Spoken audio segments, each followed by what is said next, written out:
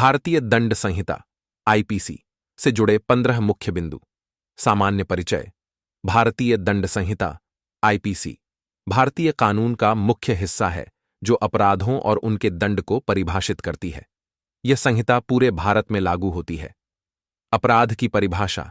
IPC के अंतर्गत विभिन्न प्रकार के अपराधों को वर्गीकृत किया गया है, जैसे कि हत्या, चोरी, बलात्कार, धोखाधड़ी, आपराधिक षड्यंत्र आदि।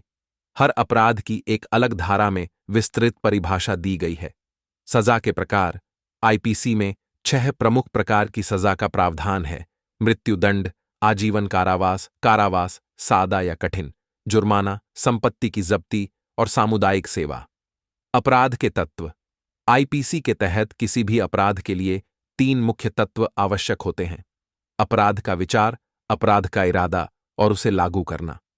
आत्मरक्षा का अधिकार, धारा 90 से 106 तक।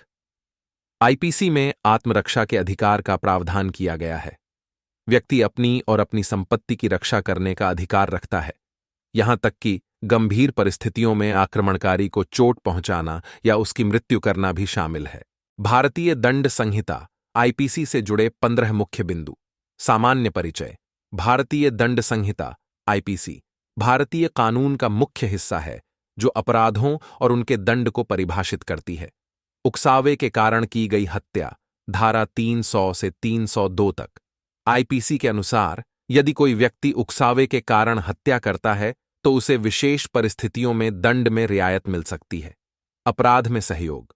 आईपीसी में यह प्रावधान है कि यदि 2 या 2 से अधिक लोग अपराध करने के सामान्य इरादे से सहयोग करते हैं तो उन सबको अपराध का दोषी माना जाएगा। महिला एवं बच्चों के खिलाफ अपराध। आईपीसी में महिलाओं और बच्चों के विरुद्ध विशेष अपराधों जैसे बलात्कार, घरेलू हिंसा, यौन उत्पीड़न और बाल शोषण के लिए कठोर दंड का प्रावधान है। षड्यंत्र का दंड। आईपीसी में किसी व्यक्ति को अपराध करने के लिए उकसाना, सहायता करना या षड्यंत्र करना एक अपराध माना जाता है। ऐसे मामलों में सजा का प्रावधान है। संज्ञेय और असंज्ञेय अपराध। आईपीसी के अंतर्गत अपराधों को 2 श्रेणियों में बांटा गया है: संज्ञेय, जिनमें पुलिस बिना वारंट के गिरफ्तार कर सकती है, और असंज्ञेय, जिनमें वारंट की आवश्यकता होती है। किशोर अपराध। आईपीसी के अनुसार 7 वर्ष से कम उम्र के बच्चे को किसी अपराध के लिए दंडित नहीं किया जा सकता। 7 से 12 वर्ष तक के बच्चे को उसकी समझ के आधार पर ही जिम्मेदार ठहराया जा सकता है। आपराधिक मानहानि, धारा 499 से 500। किसी व्यक्ति की मानहानि करना एक अपराध है और इसके लिए सजा का प्रावधान है। मानहानि के 2 प्रकार हैं: मौखिक और लिखित। संपत्ति के खिलाफ अपराध। आईपीसी में संपत्ति से जुड़े अपराधों जैसे चोरी, डकैती, गबन, धोखाधड़ी आदि के लिए विशेष धाराएं निर्धारित की गई हैं। दहेज मृत्यु, धारा 304 विवाह के 7 साल के भीतर महिला की अप्राकृतिक मृत्यु के मामले में दहेज मृत्यु की धारा का उपयोग किया जा सकता है। इसमें कठोर दंड का प्रावधान है। सामान्य अपवाद। आईपीसी में कुछ अपवादों का भी प्रावधान है, जैसे न्यायालय के आदेश के तहत किया गया कार्य, मानसिक अस्वस्थता के कारण किया गया कार्य या नाबालिग द्वारा किया गया कार्य अपराध नहीं माना जाता। ये बिंदु आईपीसी के मुख्य प्रावधानों का संक्षिप्त विवरण देते हैं और भारत में लागू दंड व्यवस्था के प्रमुख आधारों को रेखांकित करते हैं। सामान्य परिचय। भारतीय दंड संहिता आईपीसी भारतीय कानून का मुख्य हिस्सा है जो अपराधों और उनके दंड को परिभाषित करती है। यह संहिता पूरे भारत में लागू होती है। अपराध की परिभाषा। आईपीसी के अंतर्गत विभिन्न प्रकार के अपराधों को वर्गीकृत किया गया है, जैसे कि हत्या, चोरी, बलात्कार, धोखाधड़ी, आपराधिक षड्यंत्र आदि। हर अपराध की एक अलग धारा में विस्तृत परिभाषा दी गई है। सजा के प्रकार।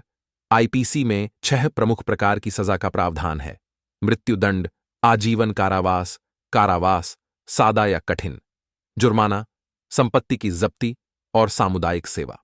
अपराध के तत्व। आईपीसी के तहत किसी भी अपराध के लिए 3 मुख्य तत्व आवश्यक होते हैं: अपराध का विचार, अपराध का इरादा और उसे लागू करना। आत्मरक्षा का अधिकार, धारा 90 से 106 तक। आईपीसी में आत्मरक्षा के अधिकार का प्रावधान किया गया है। व्यक्ति अपनी और अपनी संपत्ति की रक्षा करने का अधिकार रखता है, यहां तक कि गंभीर परिस्थितियों में आक्रमणकारी को चोट पहुंचाना या उसकी मृत्यु करना भी शामिल है। उकसावे के कारण की गई हत्या, धारा 300 से 302 तक। आईपीसी के अनुसार यदि कोई व्यक्ति उकसावे के कारण हत्या करता है तो उसे विशेष परिस्थितियों में दंड में रियायत मिल सकती है। अपराध में सहयोग। आईपीसी में यह प्रावधान है कि यदि 2 या 2 से अधिक लोग अपराध करने के सामान्य इरादे से सहयोग करते हैं तो उन सबको अपराध का दोषी माना जाएगा। महिला एवं बच्चों के खिलाफ अपराध। आईपीसी में महिलाओं और बच्चों के विरुद्ध विशेष अपराधों जैसे बलात्कार, घरेलू हिंसा, यौन उत्पीड़न और बाल शोषण के लिए कठोर दंड का प्रावधान है। षड्यंत्र का दंड। आईपीसी में किसी व्यक्ति को अपराध करने के लिए उकसाना, सहायता करना या षड्यंत्र करना एक अपराध माना जाता है। ऐसे मामलों में सजा का प्रावधान है।